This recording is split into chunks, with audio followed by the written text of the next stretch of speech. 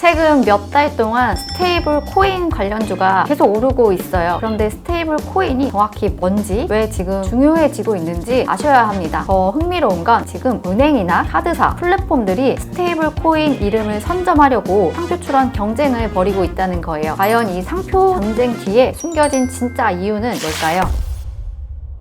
요즘 주식시장에서 공통적으로 눈에 띄는 흐름이 있어요. 바로 스테이블 코인 관련주가 지금은 좀 잠잠하지만 한때 불과 몇 주 전만 해도 확 올랐었죠. 암호화폐 거래소, 디지털 금융기업, 게임회사까지 스테이블 코인과 관련된 기업들의 주가가 주목을 받고 있습니다. 그런데 스테이블 코인이라는 게 정확히 뭐고 왜 지금 이 시점에서 이렇게 중요한 기술로 떠오르고 있는 걸까요?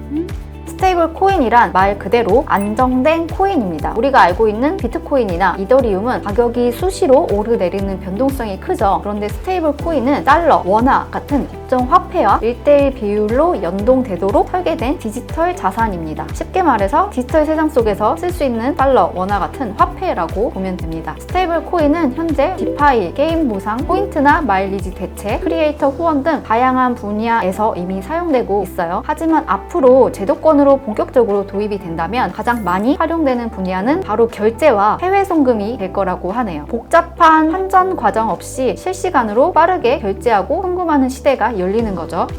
그렇다면 이런 디지털 화폐 시대에 왜 원화 스테이블 코인이 필요할까요? 앞으로 디지털 결제나 송금이 보편화된다면 전 세계적으로는 대부분 달러 스테이블 코인이 사용될 가능성이 높습니다. 마치 현실 세계에서 달러가 기축 통화로 쓰이듯 디지털 세상에서도 달러 기반의 스테이블 코인이 중심이 될 수밖에 없는 거죠. 그렇게 되면 우리나라 국민들도 디지털 결제, 투자, 해외 송금 등에서 달러에 더 많이 의존하게 됩니다. 이로 인해서 환율 리스크가 커지고 외국 플랫폼에 대한 의존도도 높아지고 결국에는 우리나라의 디지털 금융 주권이 악화될 수 있다는 우려가 있습니다. 그래서 지금 한국 고유의 디지털 결제 수단, 즉 원화 스테이블 코인이 필요하다고 하네요. 이런 필요성에 따라서 은행이나 카드사, 암호화폐 거래소, 네이버나 카카오 같은 플랫폼 기업들까지 스테이블 코인 사업에 뛰어들고 있습니다.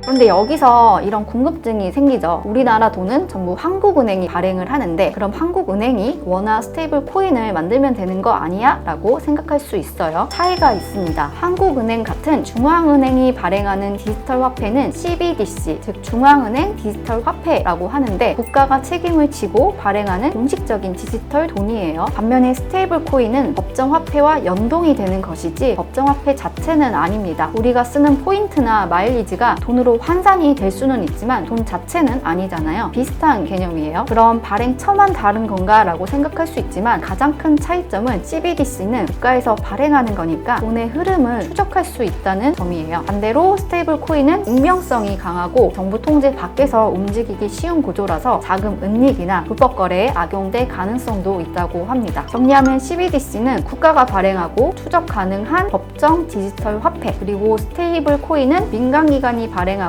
비교적 자유로운 디지털 자산이라는 차이가 있습니다.